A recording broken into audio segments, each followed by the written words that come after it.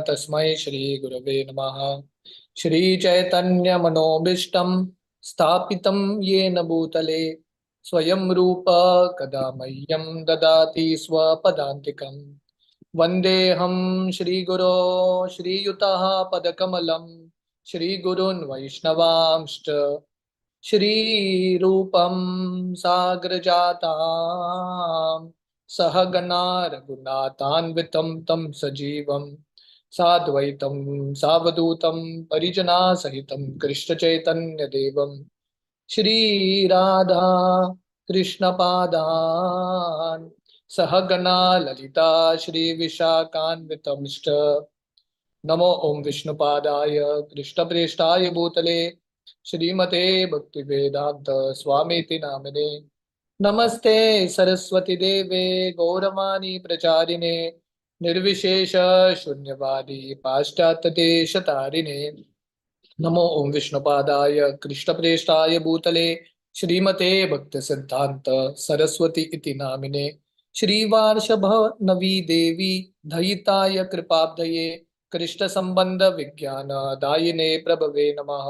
माधुर्योज्वल प्रेमाढ्य श्री रूपानुग भक्तिदा श्री गौरा करुणा शक्ति विग्रहाय नमोस्तुते।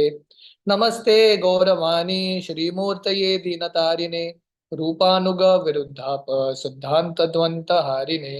नमो गौर किशोराय साक्षात् वैराग्य मूर्तये विप्रलंबार सांबोधे पदाम्बुजाय ते नमः।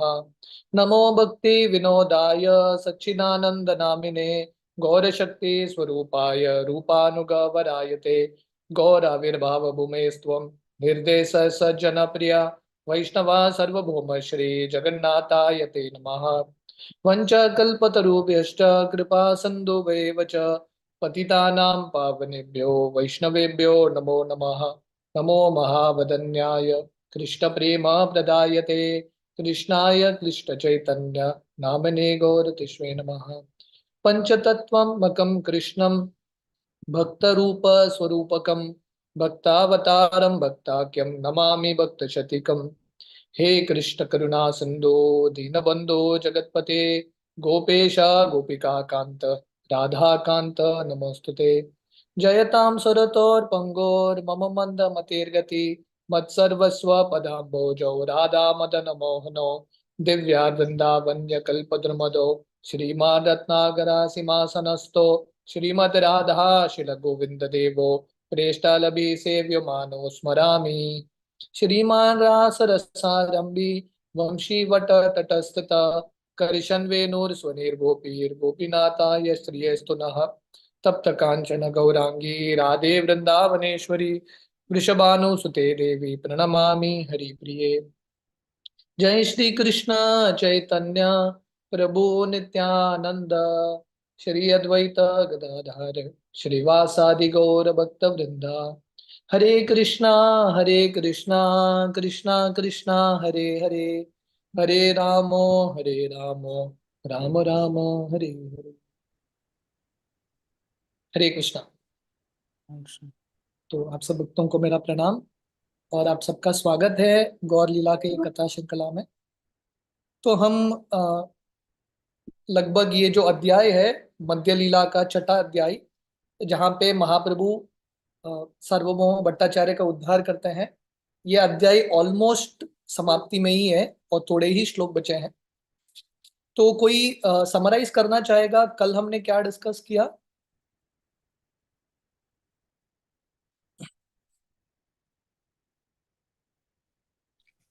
हरे कृष्णा प्रभु जी, मैं बताऊं? हाँ बताइए। यस। वो कल आपने बताया था, शुरुआत में आपने चैतन्य भागवत से बताया था, जो सार्वभौम भट्टाचार्य वो चैतन्य महाप्रभु के गुणगान गा रहे थे कि आप स्वयं भगवान हो और आप तो तुच्छ लोगों को उद्धार करने के लिए आए, लेकिन आपने मुझ जैसे तुच्छ लोगों का भी उद्धार कर दिया और आप साक्षात जगन्नाथ हो। आप साक्षात जगन्नाथ के रूप में आते हो और उस जगन्नाथ का भोग स्वीकार करते हो और आप ही जगन्नाथ हो, फिर भी जगन्नाथ के विरह में रोते हो।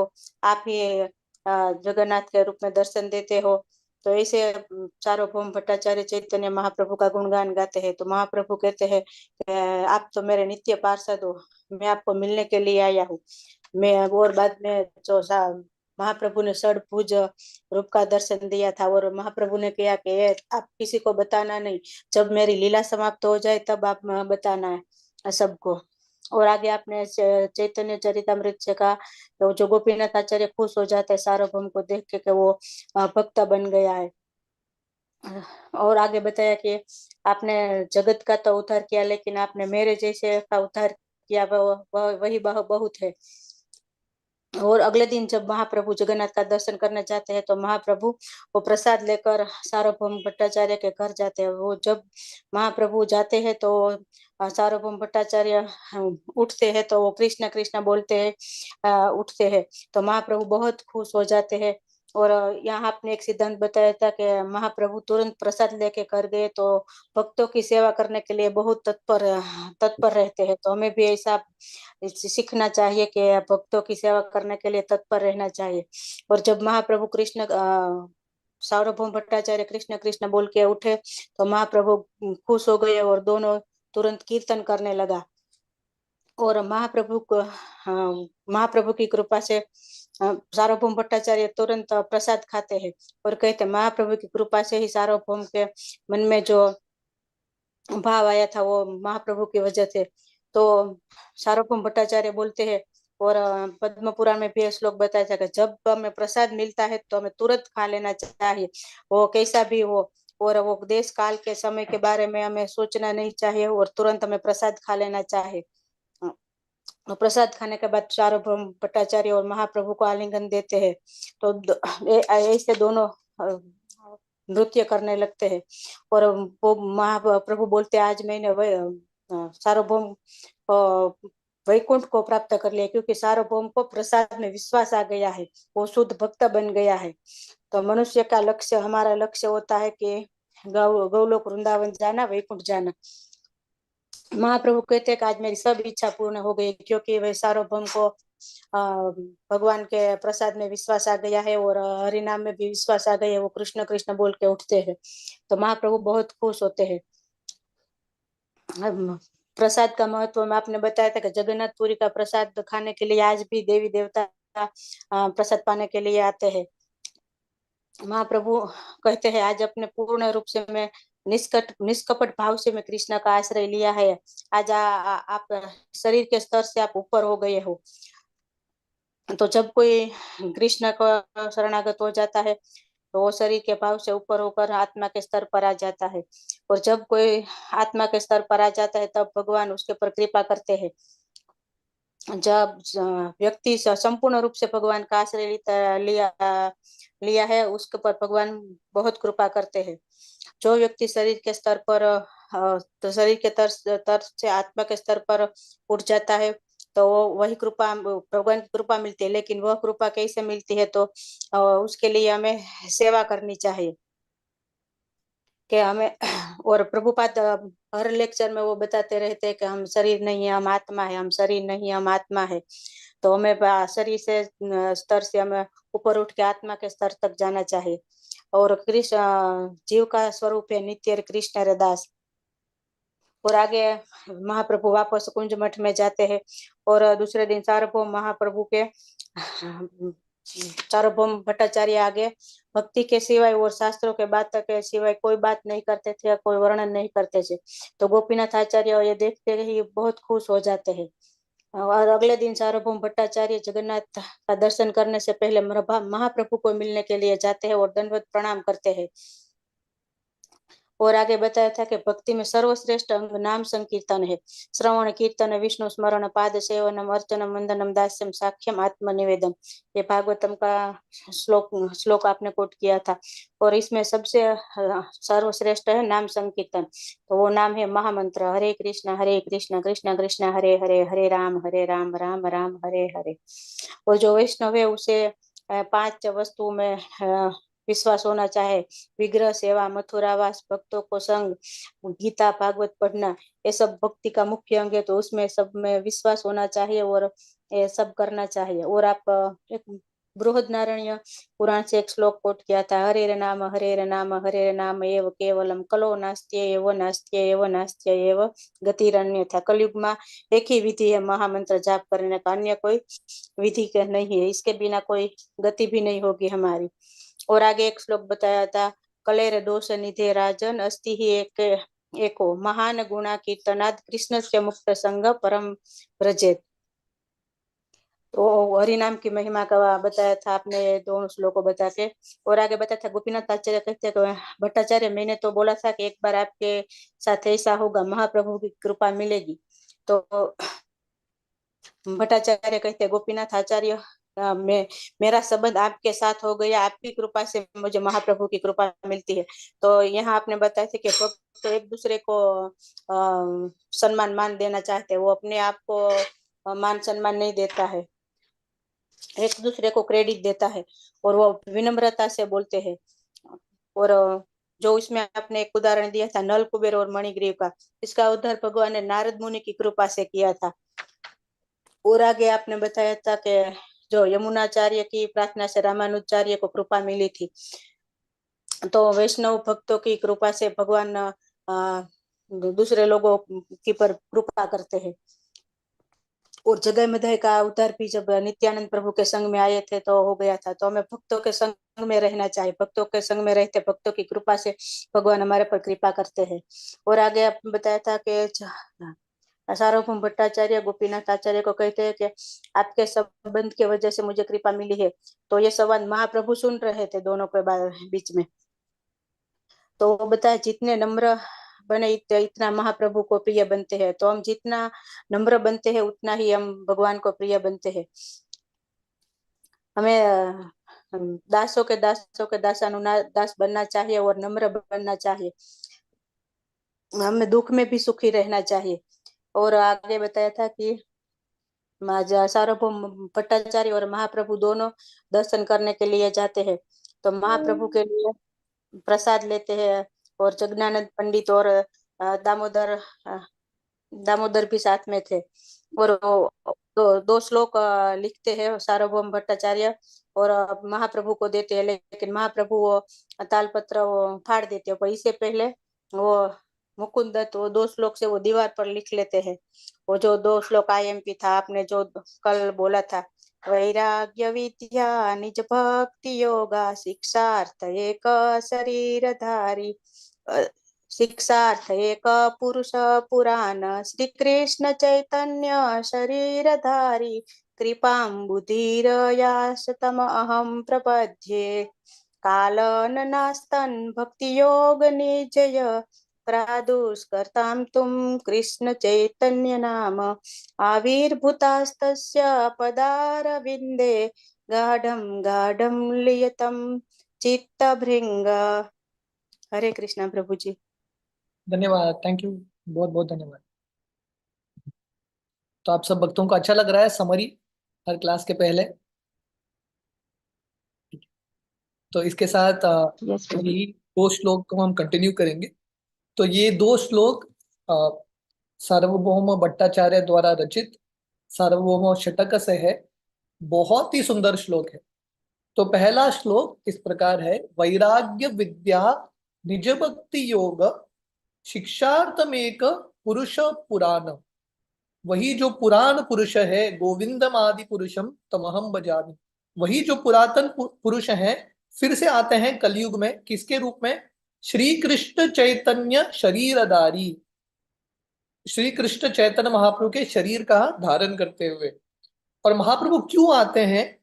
यहाँ पे सार्वभौम भट्टाचार्य 3 चीज बताते हैं महाप्रभु का आगमन का कारण। महाप्रभु 3 चीज सिखाने के लिए आते हैं। ये 3 चीज क्या है? वैराग्य, रिनाउंसिएशन, भक्ति के भाव में वैराग्य उत्पन्न करना, विद्या, नॉलेज, ज्ञान। और रियल ज्ञान क्या है? हमने सुना था, जीवेर स्वरूप हुए कृष्णेर नित्य दास। सही ज्ञान है कि हम भगवान के दास हैं और हमको भक्ति करना है। तो ये भक्ति का ज्ञान महाप्रभु देने के लिए आते हैं। और तीसरा चीज है निज भक्ति योग, स्वयं के लिए भक्ति कैसा करना है। तो वही कृष्ण महाप्रभु के रूप में आते हैं, कैसे भक्ति करना है भगवान के लिए बताने के लिए। कृपाम बुद्धि यस्तम अहम प्रपद्ये। और ये जो चैतन्य महाप्रभु हैं, ये कृपा के सागर है, कृपाम बुद्धि। ऐसे महाप्रभु को, ऐसे भगवान के करुणाशील अवतार को मैं बार बार प्रणाम करता हूँ। तो ये पहला श्लोक है जो सर्व भट्टाचार्य महाप्रभु के गुणगान में ये ताल पत्र में लिखते हैं।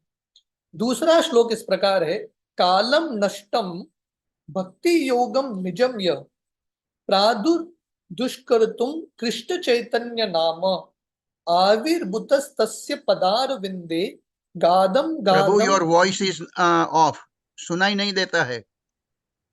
यू कांट नहीं प्रभु जी, सुनाई सुनाई देता है प्रभु जी। हरे प्रभु जी कृष्ण। क्लियर क्लियर सुनाई देता है। No sound. ओके, प्रद्युम्न प्रभु, आपको कुछ वॉल्यूम बढ़ाना पड़ेगा वहां पे।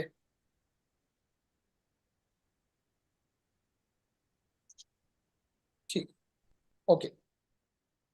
गादम गादम लीलयताम चित्त भृंग। तो इसका अर्थ इस प्रकार है, मेरा जो चित्त है, सरम भट्टाचार्य बता रहे हैं, एक मधुमक्खी की तरह है, और भगवान का जो चरण कमल है श्री चैतन्य महाप्रभु का, वो एक सुंदर फूल की तरह है।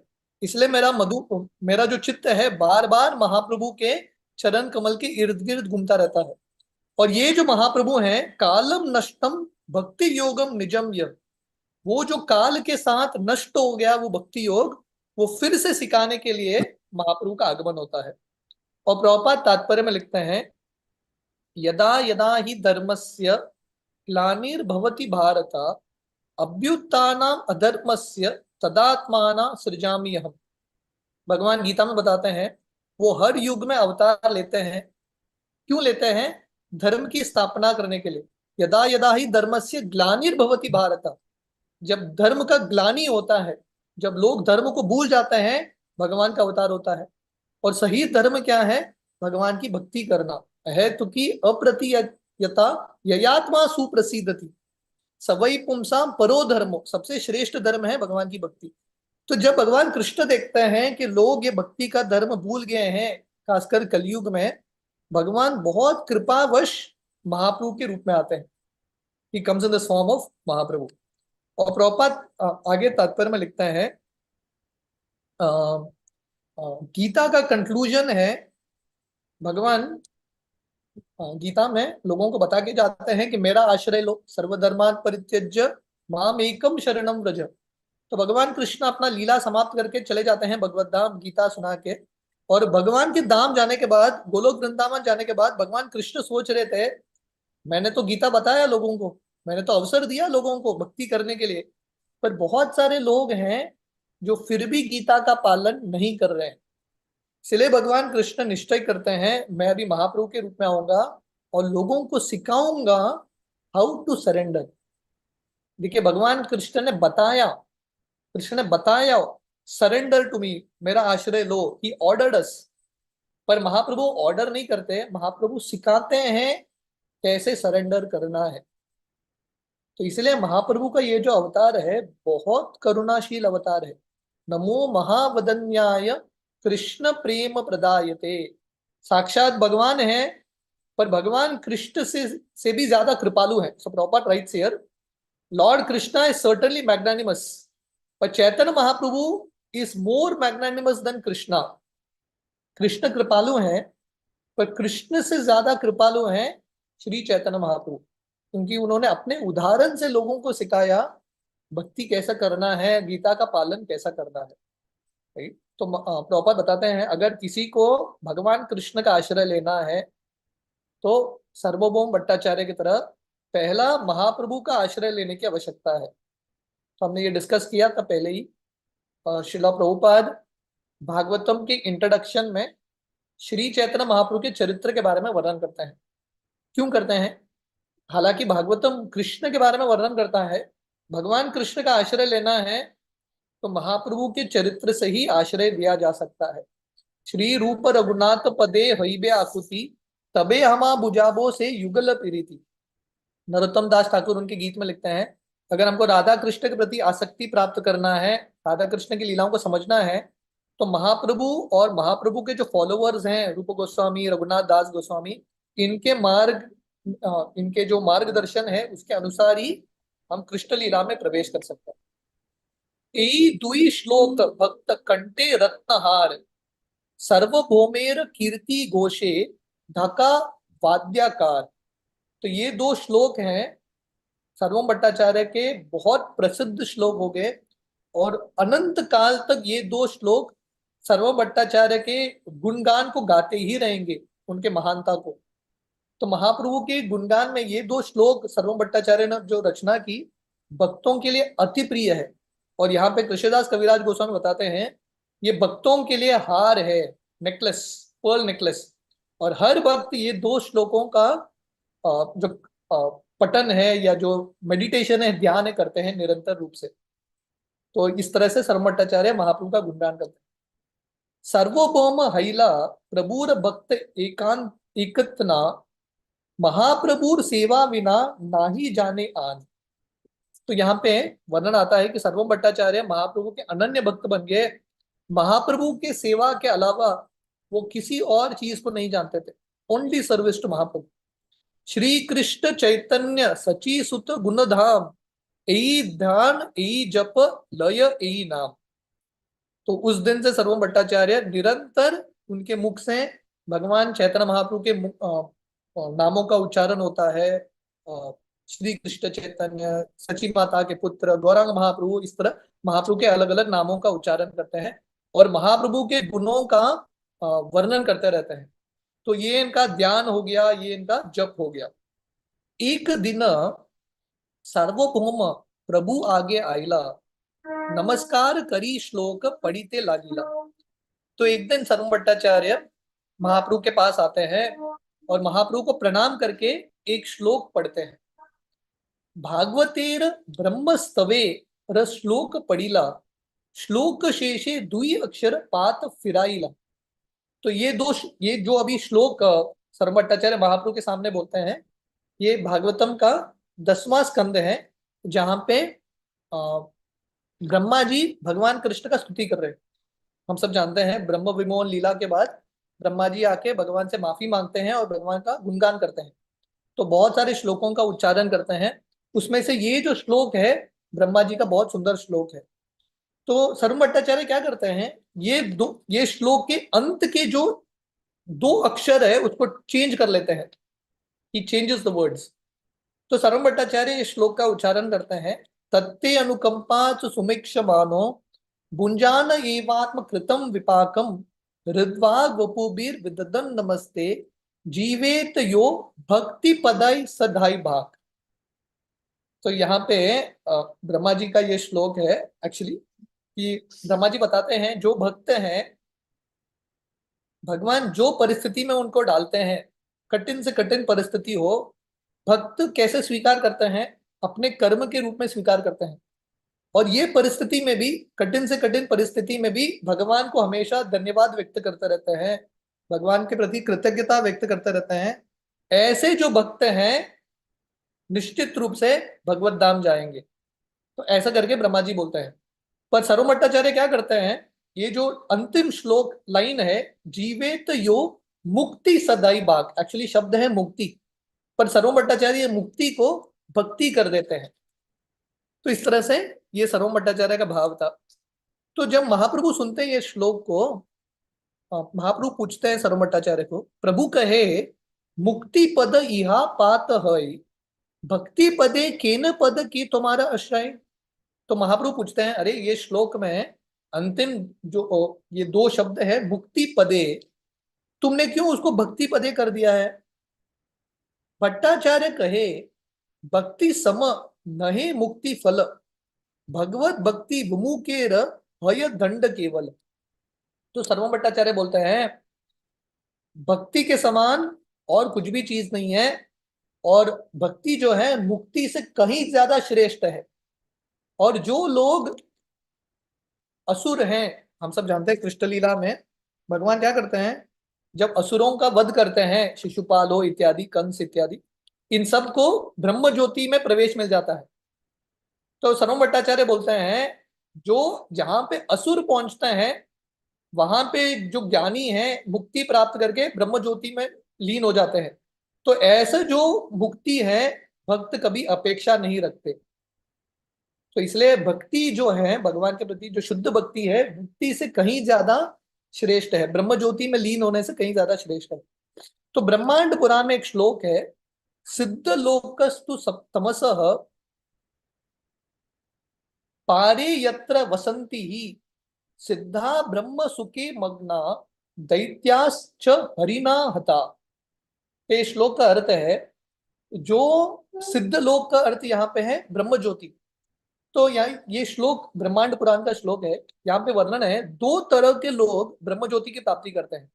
एक जो ज्ञानी है, ज्ञान मार्ग के अनुसार उनका लक्ष्य है ब्रह्म ज्योति में लीन होना। पर यहाँ पे वर्णन है, जो ऐसा ज्ञानी ब्रह्म ज्योति की प्राप्ति करते हैं, वहीं पे कौन होता है? असुर। जिन असुरों को भगवान ने मारा था, वो भी वहीं की प्राप्ति करते हैं। इमेजिन करो, कोई व्यक्ति ब्रह्म ज्योति में पहुंच जाता है, और ब्रह्म ज्योति में एक्चुअली क्या होता है, व्यक्ति सोए हुए अवस्था में रहता है, क्योंकि वहां पे एक्टिविटी तो नहीं होता, देयर इज नो एक्टिविटी, वहां पे सोए हुए अवस्था में होता है। तो इमेजिन करो, जो व्यक्ति इतना तपस्या करके ज्ञान मार्ग की प्राप्ति करके ब्रह्म ज्योति की प्राप्ति करता है, वो देखता है वो किसके साथ लेटा है, उनके पास रावण है, शिशुपाल है, ये सब अलग अलग असुर हैं जिनको भगवान ने मारा था। तो कहने का अर्थ है, जो ब्रह्म ज्योति की प्राप्ति है भक्तों के लिए एक दंड की तरह है, it is like a punishment. So proper rights here, devotees consider remaining in Brahman effulgence a kind of punishment। तो भक्तों को लगता है ब्रह्म ज्योति की प्राप्ति एक्चुअली एक दंड है, एक नरक है। तो भक्त ब्रह्म ज्योति की अपेक्षा नहीं रखते, मुक्ति की अपेक्षा नहीं रखते, क्योंकि ये मुक्ति के स्तर पे, ब्रह्म ज्योति के स्तर पे सेवा का भाव नहीं होता, वहां पे सेवा कर ही नहीं सकते, you can't serve. So devotees don't aspire for मुक्ति। इसलिए सर्वम भट्टाचार्य इस श्लोक में मुक्ति शब्द को भक्ति कर लेते हैं। कृष्णेर विग्रह यही सत्य नाही माने, यही निंदा युद्धादिक करे तारसने, से दुईर दंड है ब्रह्म सायुज्य मुक्ति, तार मुक्ति फले नहे यही करे भक्ति।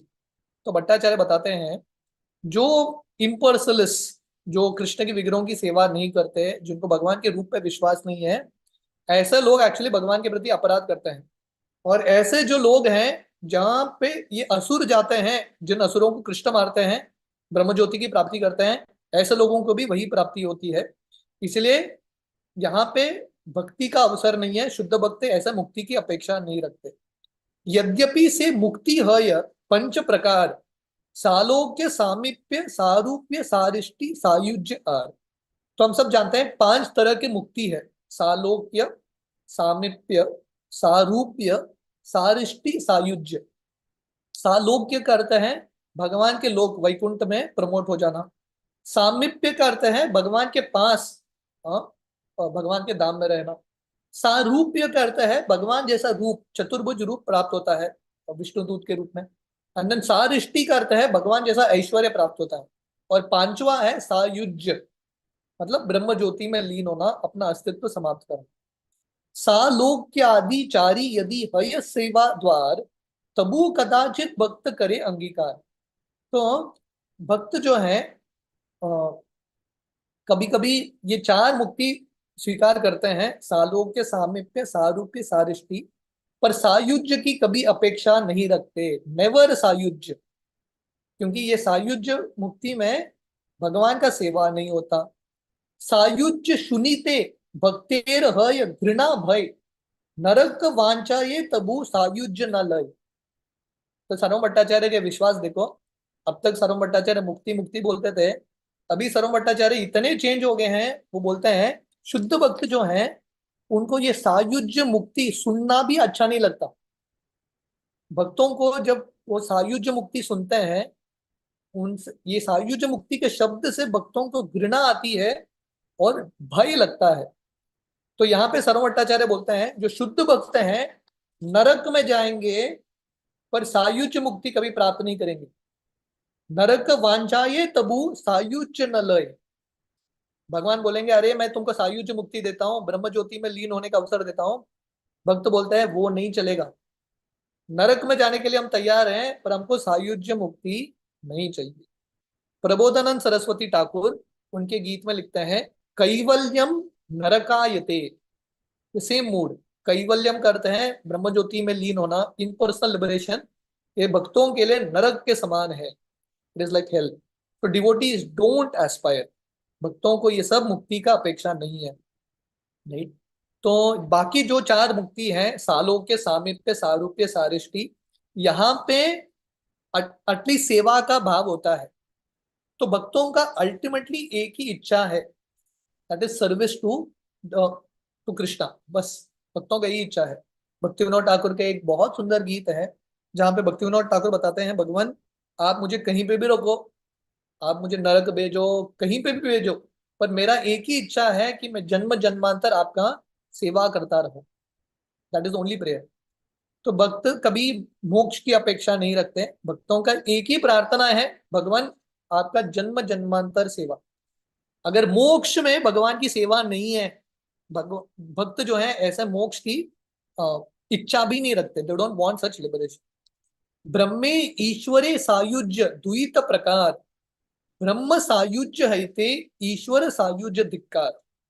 तो सर्व भट्टाचार्य आगे बताते हैं महाप्रभु को दो तरह के सायुज्य मुक्ति है, एक है ब्रह्म ज्योति में लीन होना, और दूसरा है भगवान के शरीर में, भगवान के जो पर्सनल फॉर्म है, रूप है, उसमें लीन होना।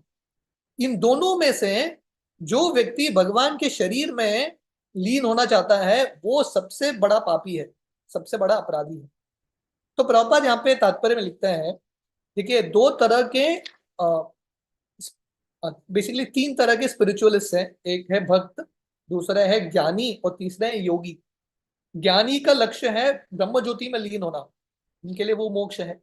और जो योगी हैं, जो पतंजलि योग का पालन करते हैं, वो भगवान के रूप में ध्यान लगाते हैं, पर उनका अल्टीमेट एम है वो भगवान के रूप के अंदर समा जाना चाहते हैं।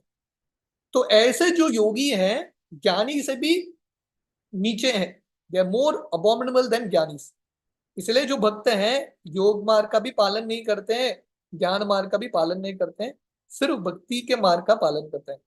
और प्रभुपाद यहाँ के तात्पर्य में लिखते हैं, आर्युर्य कृचेन परम पदम तत पतंति अदो नादृत युष्मत अंग्रय। ये भागवतम का श्लोक है। तो एक्चुअली ये ब्रह्मा जी का ही प्रार्थना है। तो ब्रह्मा जी बताते हैं जो भगवान के चरण कमल का आश्रय नहीं लेते, ऐसे जो योगी हैं उनको मोक्ष भी मिलेगा, वहां से भी उनका पतन होगा। तो सरम भट्टाचार्य बोलते हैं भक्त कभी ये मोक्ष की अपेक्षा नहीं करते। सालोक्य सारिष्टि सामीप्य सारूप्यैकत्वम अपि उत दीयमानम न गृणन्ति विना मत सेवनाम जना। ये बहुत सुंदर श्लोक है। श्रील रूप गोस्वामी ये श्लोक को भक्ति रसामृत सिंधु में भी वर्णन करते हैं। जो भक्त है, अगर भगवान ने भक्तों को मोक्ष का ये ऑफर दिया, प्रपोजल दिया, अगर यही मोक्ष के स्तर पे भगवान की सेवा नहीं है, भक्त मोक्ष को स्वीकार नहीं करते। दीयमाना न गृणंती, भगवान ने ये मोक्ष भी दिया भक्तों को, सालोक्य हो, सामीप्य हो, सारिष्टि हो, सारूप्य हो, कौन सा भी मोक्ष मोक्ष हो, अगर वहां पे भगवान की सेवा नहीं है, बिना मत सेवना जना, भगवान की सेवा नहीं है, भक्त ऐसे मोक्ष को स्वीकार नहीं करते। प्रभु कहे मुक्ति पदे द आर अर्थ है, मुक्ति पदे शब्दे साक्षात ईश्वर कहे। तो सरम भट्टाचार्य, आप लोगों को ये प्रसंग समझ में आ रहा है? तो सरम भट्टाचार्य ये जो ब्रह्मा जी का श्लोक है तत्ते अनुकंपा तो सुमेक्ष मानो, उसका जो अंतिम शब्द है मुक्ति, उसको चेंज करके भक्ति कर लेते हैं। तो महाप्रभु सरम भट्टाचार्य के भाव को समझते हैं, पर महाप्रभु बताते हैं ये जो शब्द है मुक्ति पदे, इसका और एक अर्थ है, there is another meaning to it. और मुक्ति पद एक्चुअली भगवान को ही संबोधित करता है, it refers to the supreme lord. मुक्ति पदे यार से मुक्ति पद हय किंवा नवम पदार्थ मुक्तिर समाश्रय।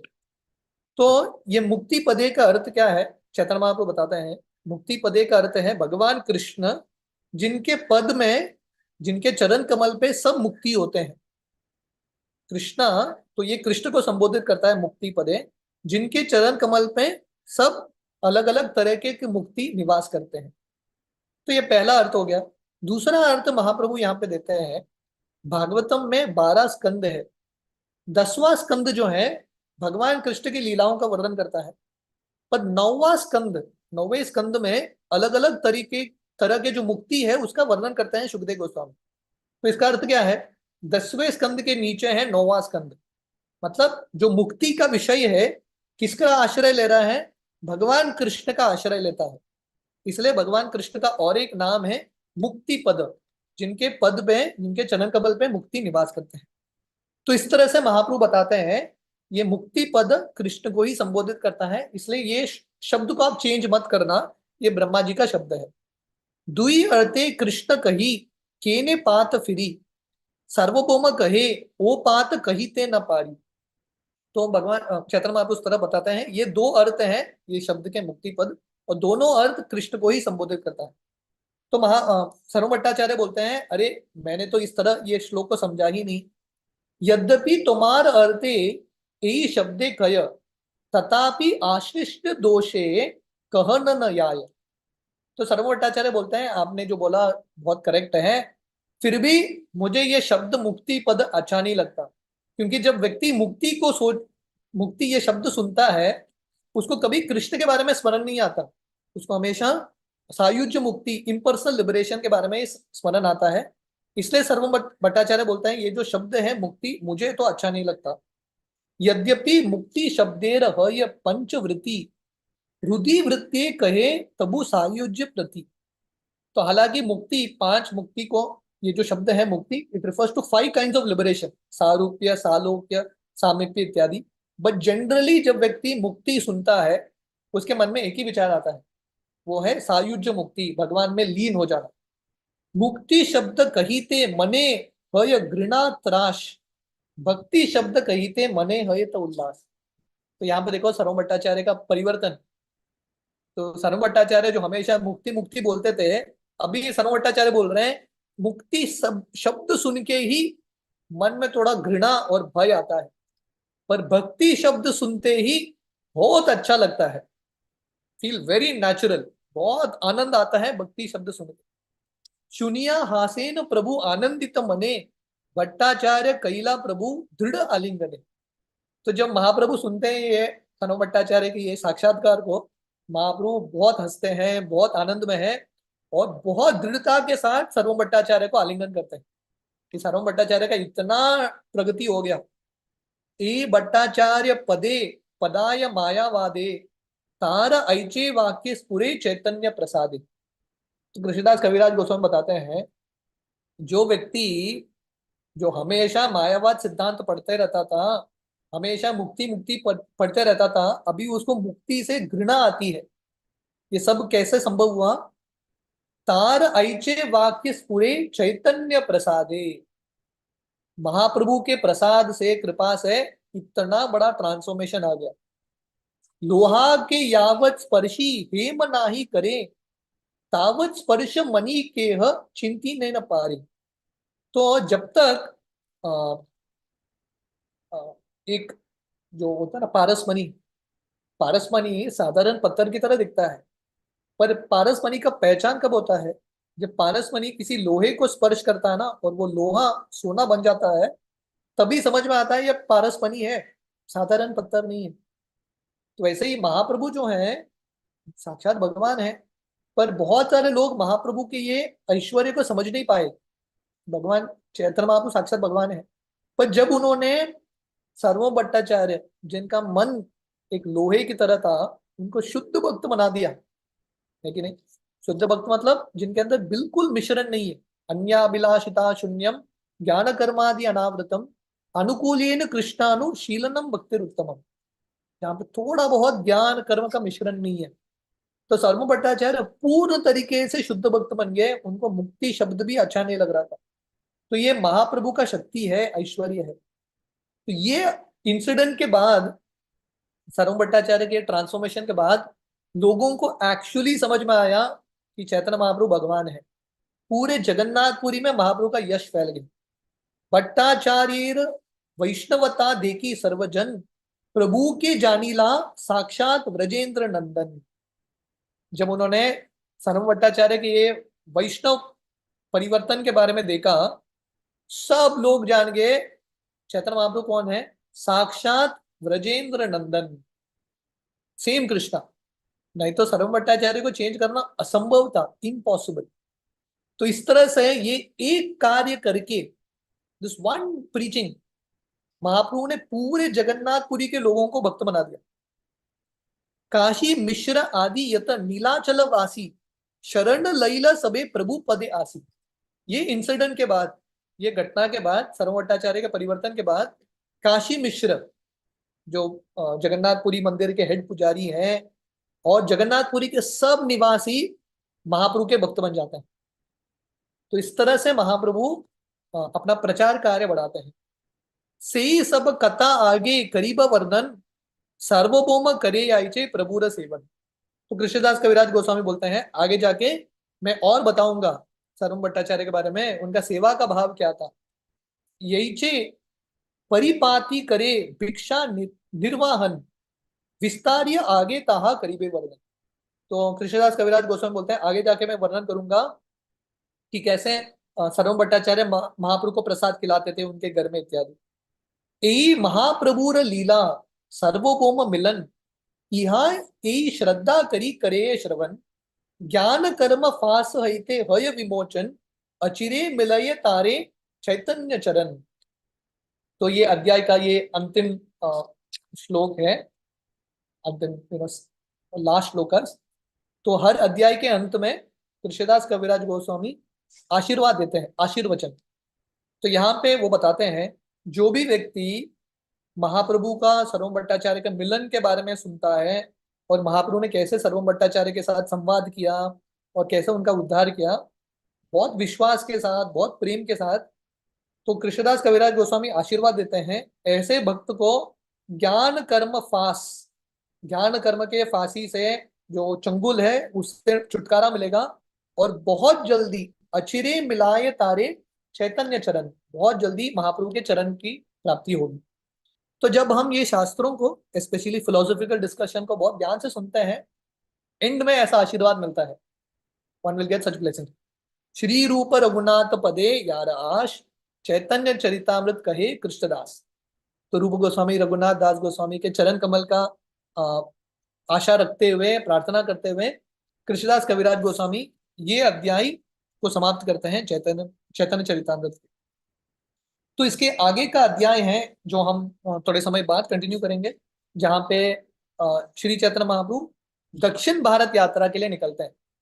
पर वृंदावन दास ठाकुर ये सर्व भट्टाचार्य के उद्धार के बाद चैतन्य भागवत में लिखते हैं कि महाप्रभु जब सर्व भट्टाचार्य का उद्धार करते हैं, जैसे हमने सुना महाप्रभु का यश जगन्नाथपुरी में बहुत फैल जाता है, तो महाप्रभु दिन भर रात भर अलग अलग जगह पे भ्रमण करते हुए नीलाचल के लोगों को हरि नाम बांटते थे। जहां पे भी महाप्रभु जाते थे हरि हरि के नामों का उच्चारण करते थे और सब लोग भी महाप्रभु को संबोधित करते थे हरि हरि कृष्ण के नामों का उच्चारण करते हुए। जहां पे भी महाप्रभु जाते थे तुरंत लोग महाप्रभु को प्रणाम करते थे, दंडवत अर्पण करके वहीं पे गिर जाते थे। और वृंदावन दास ठाकुर वर्णन करते हैं जब महाप्रभु चलते थे लोग उनके बीच में बात करते थे, दिस इज मूविंग जगन्नाथ, ये चलते फिरते जगन्नाथ हैं। वही जगन्नाथ जी जो मंदिर के अंदर हैं बाहर आते हैं महाप्रभु के रूप में। और वृंदावन दास ठाकुर वर्णन कर रहे हैं नीलाचल के जो निवासी हैं जब महाप्रभु लीला कर रहे थे उनका भाग्य का कुछ सीमा ही नहीं था कि उन्होंने साक्षात भगवान का दर्शन किया। और यहाँ पे वो चैतन्य महाप्रभु की सुंदरता का वर्णन करते हैं कि महाप्रभु इतने सुंदर थे, कौन सा वो व्यक्ति है जो महाप्रभु को देख के फिर से देखने का उसका इच्छा नहीं उठेगा। महाप्रभु की सुंदरता का वर्णन आता है यहाँ पे। महाप्रभु के जो आंखें हैं हमेशा कृष्ण के विरह में अश्रु से सज्जित थे और कंटिन्यूअसली उनके मुख में भगवान कृष्ण के नाम। बहुत सुंदर फूल माला पहना था महाप्रभु ने और चंदन के लेप थे और इस तरह से महाप्रभु के शरीर में हमेशा कृष्ण प्रेम के लक्षण। उनको पता नहीं था वो दुनिया में कहाँ पे है, हमेशा कृष्ण के विरह में जगन्नाथपुरी में घूमते रहते थे। इस तरह से महाप्रभु का बहुत सारे लीलाएं होती हैं जगन्नाथपुरी धाम में। तो हम ये जो अगला अध्याय है चैतन्य चरितामृत का, जहाँ पे महाप्रभु दक्षिण भारत यात्रा के लिए निकलते हैं, वो अध्याय शुरू करेंगे थोड़े समय में। पर क्योंकि आज बहुत विशेष तिथि है, आज श्रीवास ठाकुर का आविर्भाव दिन है, तो हमको लगा कि थोड़ा समय श्रीवास ठाकुर के बारे में सुनना चाहिए। हमारे संप्रदाय के बहुत महान आचार्य हैं, पंचतत्व के एक सदस्य हैं। और श्रीवास ठाकुर का जो कृपा है प्राप्त करना बहुत इंपॉर्टेंट है। तो खासकर जब आचार्यों का आविर्भाव तिरुभाव होता है तो उनके बारे में सुनना, उनसे प्रार्थना करना बहुत इंपॉर्टेंट है।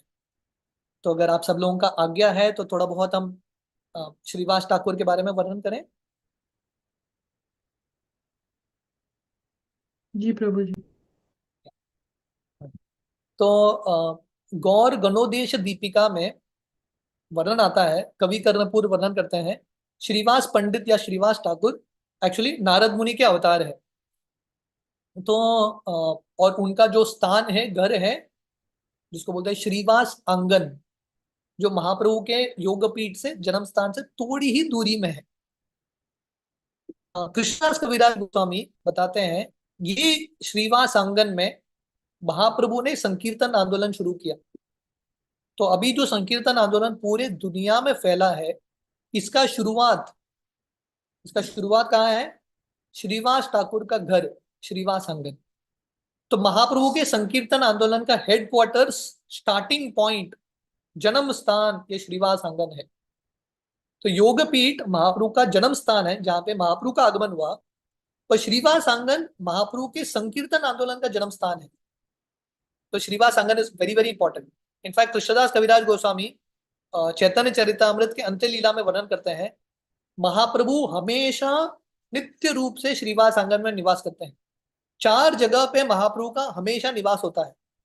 सचिरम मंदिरे are Nityanand नर्तने, Shrivas Kirtane are Raghav भवने, ए चारी तानी प्रभुर सदा आविर्भाव, प्रेम कृष्ण हय प्रभु सहज स्वभाव।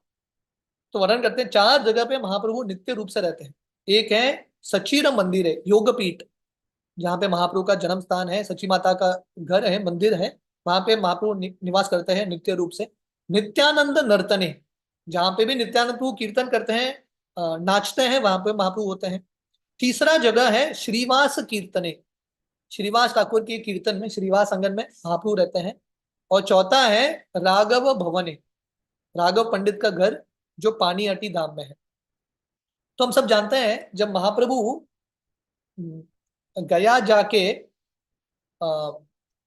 अपना संकीर्तन आंदोलन दीक्षा प्राप्त करते हैं ईश्वरपुरी से, और वापस आते हैं नवदीप, उस समय से महाप्रभु श्रीवास आंगन में कीर्तन करते हैं, क्योंकि महाप्रभु का सेंटर नहीं था। तो श्रीवास पंडित बोलते हैं मेरा घर है, आप आपका सेंटर चलाना। तो श्रीवास आंगन का पहला स्थान था जहां पे महाप्रभु अपने भक्तों से मिलते थे, दिन भर और खासकर रात भर अलग अलग कीर्तन करते थे। तो वर्णन आता है श्रीवास पंडित और उनका जो परिवार है ओरिजिनली बांग्लादेश से है। बांग्लादेश में एक जगह है श्रीहट, या अभी करंटली सिलेट के नाम से प्रसिद्ध है। तो यहाँ पे श्रीवास पंडित और उनके परिवार का जन्म स्थान है।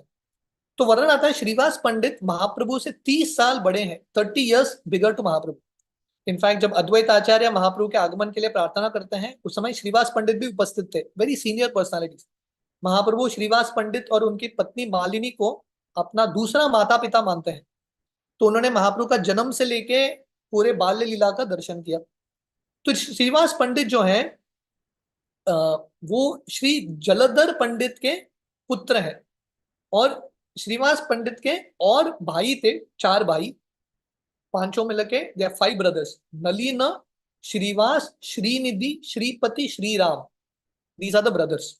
और वर्णन आता है जो श्रीवास पंडित के बड़े भाई हैं नलिन पंडित, उनके पुत्री होती है नारायणी देवी। तो एक बार जब महाप्रभु श्रीवास आंगन में कीर्तन कर रहे थे, ये जो लड़की है नारायणी देवी बहुत छोटी थी, वेरी स्मॉल गर्ल। तो महाप्रभु नारायणी देवी को अपना अंगूठा देते हैं पैर का चूसने के लिए, और ये महाप्रभु के पैर का अंगूठा चूस के नारायणी देवी, उसके शरीर, इतनी छोटी बच्ची है, कृष्ण प्रेम का संचारण होता है, और कृष्ण कृष्ण कृष्ण करके ये कीर्तन करती है, इमीडिएटली भगवान का शुद्ध भक्त बन जाती है। और नारायणी देवी वृंदावन दास ठाकुर की माँ बनती है। तो वृंदावन दास ठाकुर जो चैतन्य भागवत की रचना करते हैं, उनका शुरुआत भी श्रीवास ठाकुर के परिवार से ही होता है, लाइक दैट। तो और श्रीवास ठाकुर के जो छोटे भाई थे श्रीराम पंडित, वो पर्वत मुनि के अवतार हैं और महाप्रभु के क्लासमेट थे। जब श्री चैतन्य महाप्रभु निमाई पंडित के रूप में पाठशाला जाते थे विद्यानगर पढ़ने के लिए, श्री राम पंडित उनके क्लासमेट थे, साथ में पढ़ते थे। तो जैसे मैंने बताया था, जब महाप्रभु का आगमन होता है ये धरातल पे, उस समय से श्रीवास पंडित और उनकी पत्नी मालिनी देवी इनका सेवा करते हैं। तो मालिनी देवी जो श्रीवास पंडित की पत्नी है, वो कृष्ण लीला में अंबिका है, कृष्ण की धात्री है, लाइक दैट। और मालिनी देवी और सची माता दोनों करीब के मित्र हैं। और मालिनी देवी बहुत सारा एडवाइस देती है सची माता को कि निमाई पंडित को कैसे बढ़ाना है। और जब महाप्रभु संन्यास लेके जगन्नाथपुरी जाते हैं, श्रीवास पंडित और उनका जो परिवार है महाप्रभु के विरह में रह ही नहीं पाए, उन्होंने अपना जगह ही चेंज कर दिया। हलीसर करके एक जगह है, वहां पे वो शिफ्ट हो जाते हैं। तो कृष्णदास कविराज गोस्वामी वर्णन करते हैं, ये जो श्रीवास पंडित का जो परिवार है वो पूर्ण तरीके से महाप्रभु के सरेंडर थे। चैतन्य महाप्रभु के अलावा वो किसी और का सेवा बिल्कुल नहीं करते थे। चारी भाई स्वम अंशे करे चैतन्य रे सेवा, गौरचंद्र बिना नाही जाने देवी देवा।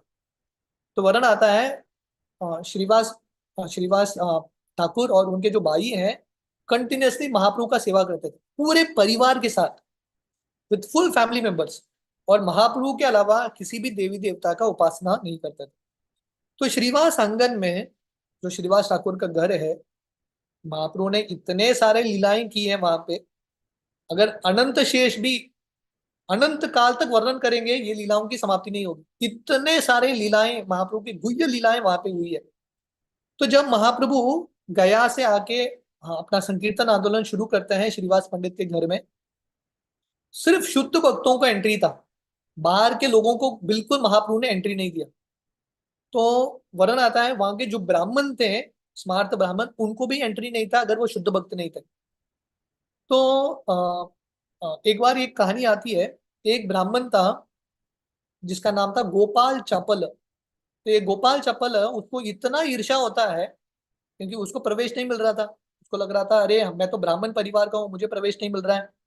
तो उसने श्रीवास पंडित के नाम को खराब करने के लिए उनके घर के बाहर उसने मदिरा, मांस इत्यादि रख दिया और लोगों को जाके बोलने लगा महाप्रभु और उसके पार्षद हमको बुलाते नहीं है क्योंकि रात में ये लोग अंदर बैठ के दारू का सेवन करते हैं, मदिरा पान करते हैं, स्त्रियों का संग करते हैं। इस तरह से श्रीवास पंडित का नाम को खराब करता है। पर श्रीवास पंडित इतने नम्र हैं, वो कुछ करते नहीं है, वो जगह को साफ करते हैं और भगवान की भक्ति करते हैं। That's it। पर समय के साथ ये जो व्यक्ति है गोपाल चपल, उसको कुष्ठ रोग आ गया क्योंकि उसने श्रीवास ठाकुर के प्रति अपराध किया। और फाइनली जब वो जाके महाप्रभु से माफी मांगता है और श्रीवास ठाकुर से माफी मांगता है, तभी उसको ये कुष्ठ रोग से उद्धार होता है। तो ये श्रीवास आंगन में बहुत सारे महाप्रभु के कीर्तन होने लगे। खासकर शाम के समय महाप्रभु अपने भक्तों के साथ कीर्तन करते थे। और महाप्रभु का ये जो कीर्तन है, ब्रह्मा जी भी वर्णन नहीं कर सकते। महाप्रभु के शरीर में इतने सारे अष्ट सात्विक का विकार होते थे। कभी कभी महाप्रभु का जो शरीर है स्टोन की तरह कड़क हो जाता था, कभी कभी महाप्रभु पानी की तरह पिघल जाते थे, कभी कभी महाप्रभु पतले होते थे, मोटे होते थे, कभी ऊंचा छलांग लगाते थे। इस तरह से अलग अलग कीर्तन होते हैं। तो चैतन्य भागवत में वृंदावन दास ठाकुर वर्णन करते हैं, जो कृष्ण लीला में रास लीला है, रास तली है, वो महाप्रभु की लीला में श्रीवास आंगन बनता है। क्योंकि कृष्ण की लीलाओं में सबसे श्रेष्ठ लीला है रास लीला।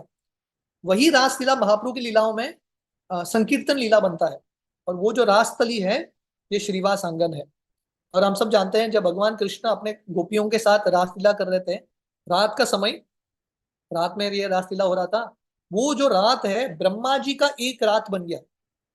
मतलब इतना बड़ा 1000 दिव्य युग हो गया। तो वैसे ही ये श्रीवास आंगन में भारत दृष्टिकोण से लगता है कि छोटा ही समय महाप्रभु ने वहां पे बिताया, पर एक्चुअली ये जो रात था श्रीवास आंगन में ब्रह्मा जी का रात बन जाता था और अनंत लीलाएं होती थी। तो एक लीला है जिससे पता चलता है कि श्रीवास ठाकुर का महाप्रभु के प्रति, संकीर्तन आंदोलन के प्रति कितना समर्पण था, कितना विश्वास था। तो एक बार जब महाप्रभु का ये संकीर्तन चल रहा था उनके घर में, श्रीवास पंडित के जो छोटे एक पुत्र थे उनका देहांत हो जाता है। एक्चुअली ये लड़के को काफी दिन से बीमारी था और सडनली मर जाता है ये लड़का। तो श्रीवास पंडित की जो पत्नी है मालिनी और घर के जो स्त्रियां हैं बहुत जोर जोर से रोते हैं। तो श्रीवास पंडित इनसे मिलने के लिए आते हैं और उनको बोलते हैं देखो आप रो मत, क्योंकि समय के साथ हर व्यक्ति को प्राण त्यागना है।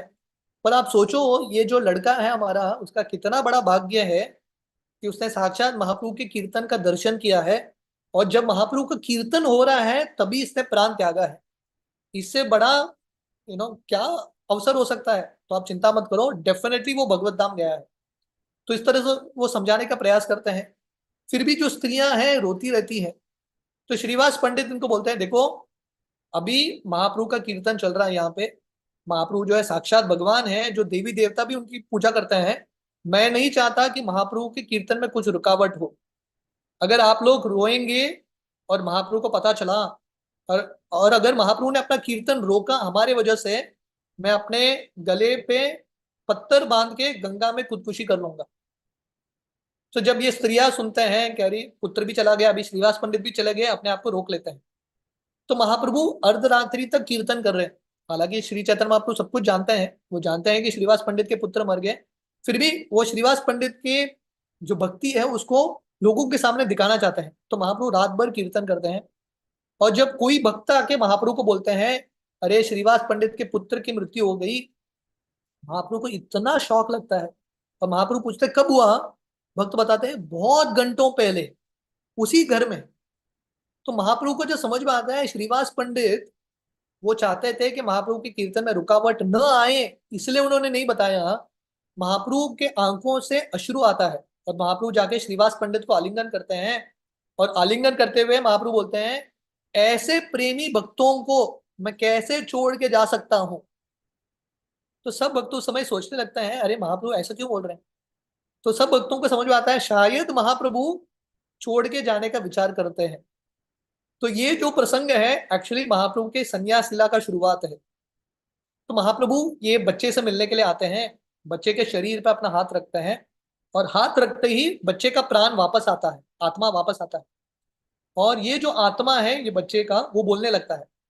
ये बच्चा बोलता है हे भगवान, भगवान की इच्छा से आपकी इच्छा से हर व्यक्ति अलग अलग जन्म लेते हैं। तो ये जो आत्मा है बोलता है मैंने भी बहुत सारे शरीर लिए थे और मेरे बहुत सारे माता पिता हुए, पर ये जो जन्म है मेरा सफल है, क्योंकि मुझे श्रीवास पंडित और मालिनी माता की तरह माता पिता मिले, और मैंने साक्षात आपके कीर्तन में भाग लिया, आपके चरण कमल का दर्शन किया। तो इस तरह ये बोलते हुए ये जो लड़का है अपना शरीर फिर से त्याग देता है। तो ये जो बच्चे के मुख से जब ये सब जो श्लोक सुनते हैं, तत्व ज्ञान सुनते हैं, सब स्त्रियां बहुत प्रसन्न होते हैं। और उस समय महाप्रभु श्रीवास पंडित और मालिनी देवी को बोलते हैं आप चिंता मत करना, आज से मैं और नित्यानंद प्रभु आपके दो पुत्र हैं। आपका एक पुत्र चला गया पर आपको दो पुत्र मिले हैं, मैं और नित्यानंद प्रभु। तो महाप्रभु इतना प्रेम करते थे श्रीवास ठाकुर से। तो ये लीला में हम देखते हैं कि कैसे श्रीवास ठाकुर इतने बड़े विपदा में भी अपना सेवा का भाव नहीं छोड़ते, और उनको ये विश्वास होता है कि जो भी हो रहा है भगवान की कृपा से ही होता है। हमारी जिंदगी में छोटा मोटा कुछ चीज होता है, तुरंत हम भक्ति छोड़ देते हैं, भगवान पे जो विश्वास है हमारा हिलने लगता है। पर श्रीवास ठाकुर का इतना दृढ़ विश्वास था भगवान की भक्ति में, भगवान के संकीर्तन आंदोलन में। तो इतना समर्पण का भाव था श्रीवास को महाप्रभु के संकीर्तन आंदोलन के प्रति। तो एक दिन महाप्रभु, ये बहुत फेमस कहानी है, एक दिन महाप्रभु श्रीवास पंडित के घर में आते हैं। और श्रीवास पंडित के घर में श्रीवास पंडित जो है विष्णु के जो शालिग्राम शिला है उसकी आराधना करते थे, और एक आसन पे, विष्णु के सिंहासन पे रख के इन शालिग्राम शिला की आराधना होती थी। तो महाप्रभु एक दिन आके ये विष्णु के आसन पे बैठ जाते हैं और सब शालिग्राम शिला को अपने गोद पे रखते हैं। तो कभी कभी महाप्रभु ऐसे भाव में आते थे और विष्णु के सिंहासन पे बैठ जाते थे, पर ये जो भाव था महाप्रभु का बहुत कम समय तक था।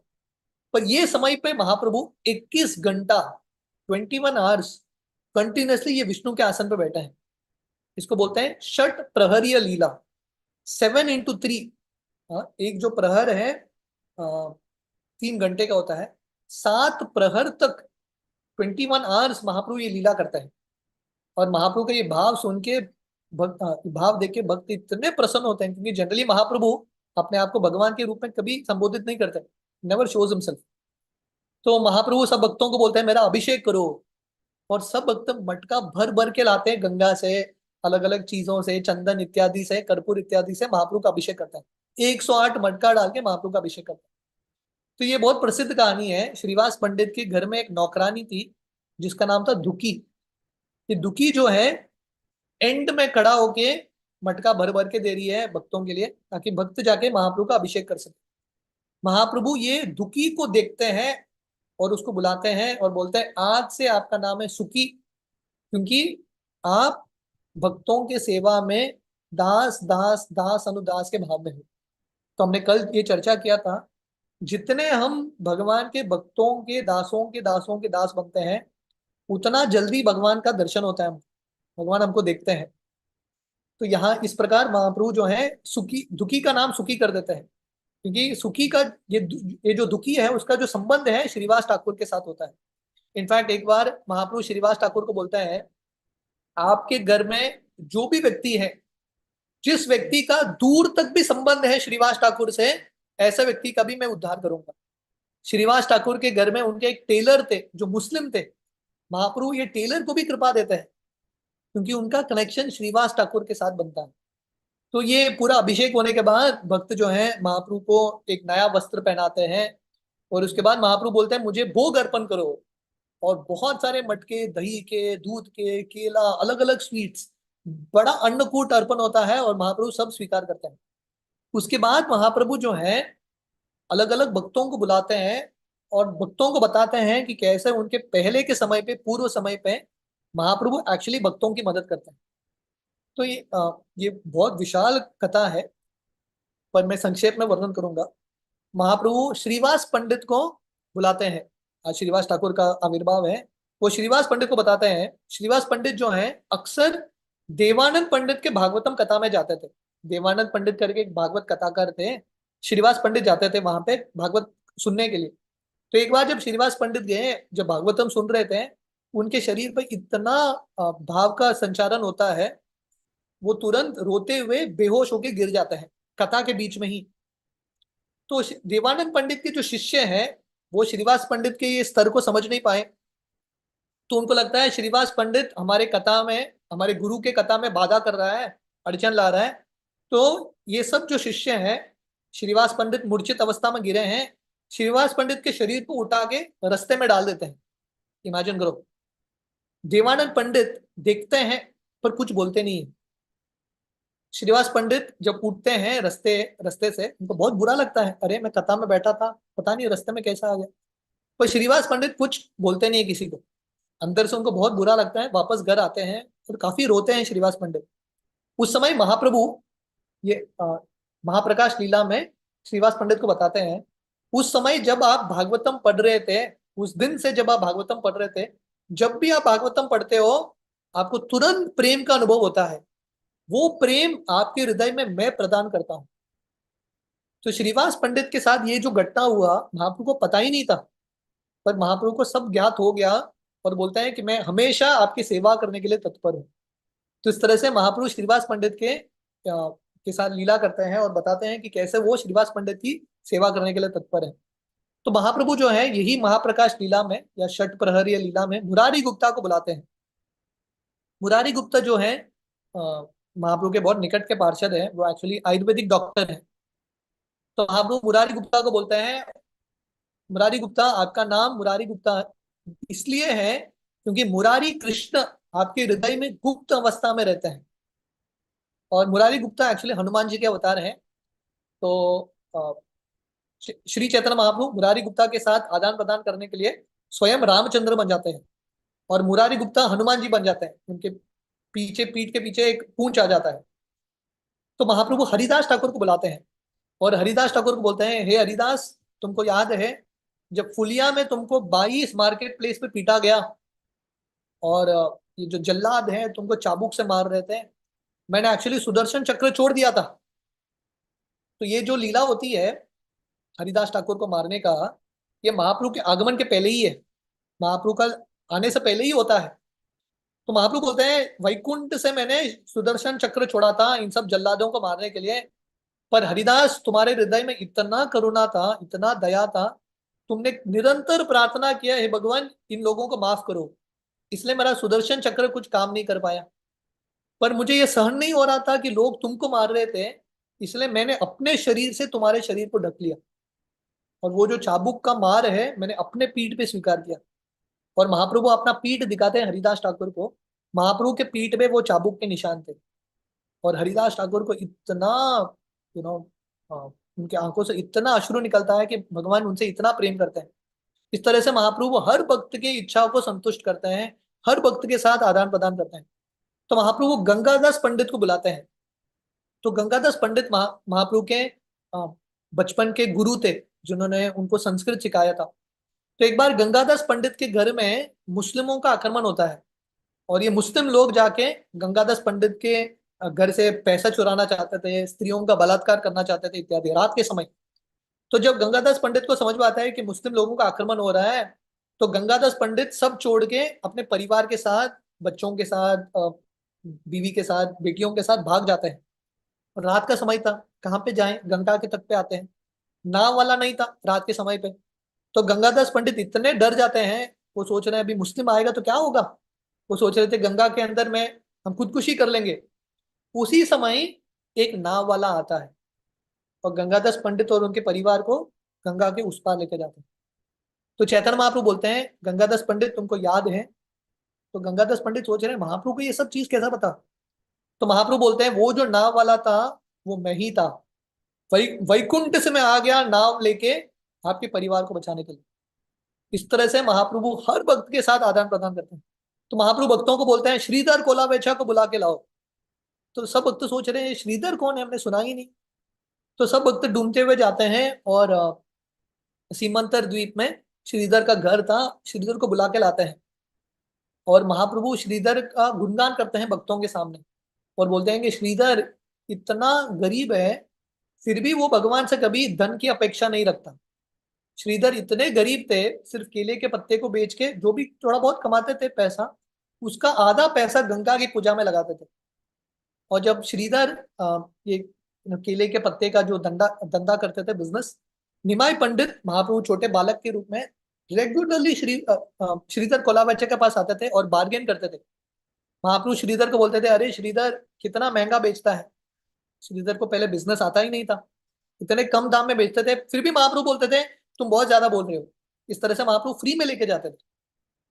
तो महाप्रभु सब भक्तों के सामने श्रीधर का गुणगान करते हैं, और बोलते हैं कि श्रीधर जो है उसने कभी, हर परिस्थिति में, गरीबी की परिस्थिति में भी उसने भक्ति नहीं छोड़ा।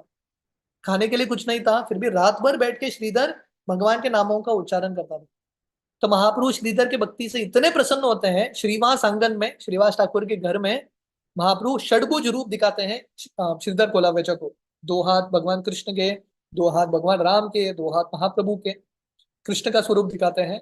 और श्रीधर देखता है कि ये षडभुज रूप के पास साक्षात ब्रह्मा जी, शिव जी महाप्रभु का आराधना कर रहे हैं। ये षडभुज रूप के ऊपर अनंत शेष हैं, गंगा जी जिनकी पूजा श्रीधर रोज करते थे, गंगा जी महाप्रभु की आराधना कर ली है।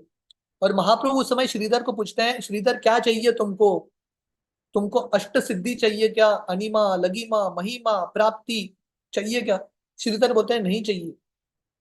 महाप्रभु श्रीधर को बोलते हैं तुमको धन चाहिए क्या। श्रीधर बोलते हैं नहीं चाहिए। महाप्रभु श्रीधर को पूछते हैं स्वर्ग चाहिए क्या, मोक्ष चाहिए क्या। श्रीधर बोलते हैं नहीं चाहिए। तो ऐसा महाप्रभु के भक्त हैं, महाप्रभु बार बार पूछ रहे हैं पर भक्त बोल रहे हैं नहीं चाहिए। तो महाप्रभु बोलते हैं अरे श्रीधर आज कुछ तो मांगो, सब भक्तों की इच्छा को मैं पूरा कर रहा हूँ, you please ask something. Shridhar बोलते हैं मेरा भगवान एक ही इच्छा है कि जन्म जन्मांतर वो जो छोटा बालक है निमाई पंडित जो मेरे पास रेगुलरली आता था, निरंतर रूप से ये निमाई पंडित का दर्शन हो, मेरा ये एक ही प्रार्थना है। तो महाप्रभु श्रीधर से इतने प्रसन्न होते हैं, वो बोलते हैं श्रीधर मैं तुमको ये ऐसा एक वरदान दूंगा जो ब्रह्मा जी इंद्र को भी प्राप्त नहीं होता। मैं तुमको कृष्ण प्रेम दिला दूंगा, जो शुद्ध भक्ति है। और सब भक्त बहुत प्रसन्न होते हैं। तो यही महाप्रकाश लीला में सब भक्तों को भगवान कृपा देते हैं, पर अपने माँ को नहीं देते, सची माता को। तो महाप्रभु के जो भक्त हैं, महाप्रभु को बोलता है अरे आपने सबको कृपा दिया, सची माता को क्यों नहीं देंगे। तो महाप्रभु बोलता है नहीं, सची माता ने अद्वैत आचार्य के प्रति अपराध किया था, क्योंकि महाप्रभु के बड़े भाई थे, उनका नाम था विश्वरूप। तो जब विश्वरूप संन्यास लेके चले जाते हैं, सची माता को बहुत गुस्सा आता है अद्वैत आचार्य के प्रति, क्योंकि विश्वरूप जो है अद्वैत आचार्य के सत्संग में जाते थे। तो सची माता बोलती है ये अद्वैत, इसका नाम अद्वैत नहीं होना चाहिए, इसका नाम द्वैत होना चाहिए। ये डबल रोल प्ले करता है, इसका जो नीति है, इसका जो माइंड है, ठीक नहीं है। तो महाप्रभु बोलते हैं मैं अपने माँ को भी कृपा नहीं दूंगा। और महाप्रभु बोलते हैं एक ही तरीका है, अगर सची माता अद्वैत आचार्य से माफी मांगेगी तभी होगा। तो ये लीला में हम देखते हैं कि भगवान जो है अपने माँ को भी कृपा नहीं देते जब वो उनकी जो माँ है भक्त के प्रति अपराध करती है। और फाइनली सची माता अद्वैत आचार्य का चरण धूलि लेती है, उसके बाद महाप्रभु अद्वैत आचार्य को कृपा देते हैं। और एक बहुत सुंदर लीला होती है, यही महाप्रकाश लीला में महाप्रभु के भक्त थे मुकुंद। तो सब भक्तों का इच्छा भगवान ने पूरा किया, पर मुकुंद को कृपा नहीं दे रहे भगवान। तो सब भक्त आके महाप्रभु को बोलते हैं अरे मुकुंद को भी कृपा देना। भगवान बोलते हैं बिल्कुल नहीं, वो मुकुंद जो है भक्तों के सामने भक्त की तरह बर्ताव करता है और पीछे जाके मायावतियों के साथ संग करता है, ये मुकुंद को मैं बिल्कुल कृपा नहीं दूंगा। तो भक्त बोलते हैं अरे थोड़ा तो कृपा देना, कभी तो देना आप। भगवान बोलते हैं 10,000 जन्म के बाद मुकुंद को मैं कृपा दूंगा। जब मुकुंद ये सुनते हैं बहुत नाचने लगते हैं, ही बिकम्स वेरी वेरी हैप्पी।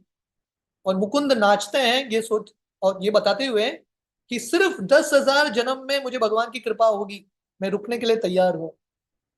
जब भगवान देखते हैं कि मुकुंद के अंदर ये भाव है, मुकुंद जो है रुकने के लिए तैयार है, प्रतीक्षा करने के लिए तैयार है, भगवान इतने प्रसन्न होते हैं, तुरंत मुकुंद को बुला के कृपा देते हैं। तो ऐसे बहुत सारे लीलाएं होती हैं श्रीवास अंगन में।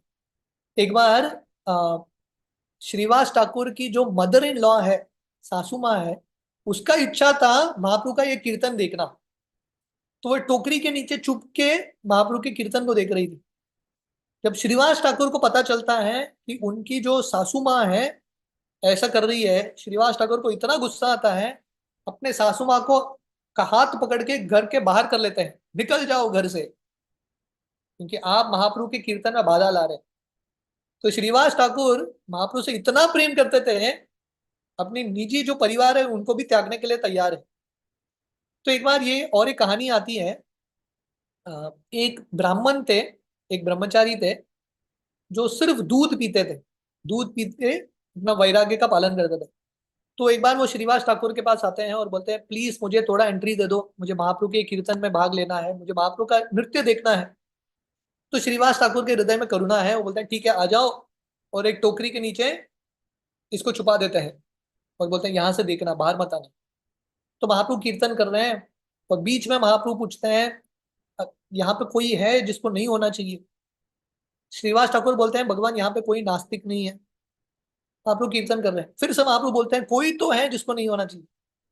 तो उस समय श्रीवास ठाकुर बोलते हैं ये देखो ये ब्रह्मचारी है, पर ये सिर्फ दूध पीता है, बहुत अच्छा सरल ब्रह्मचारी है, इसलिए मैंने इसको थोड़ा एंट्री दे दिया।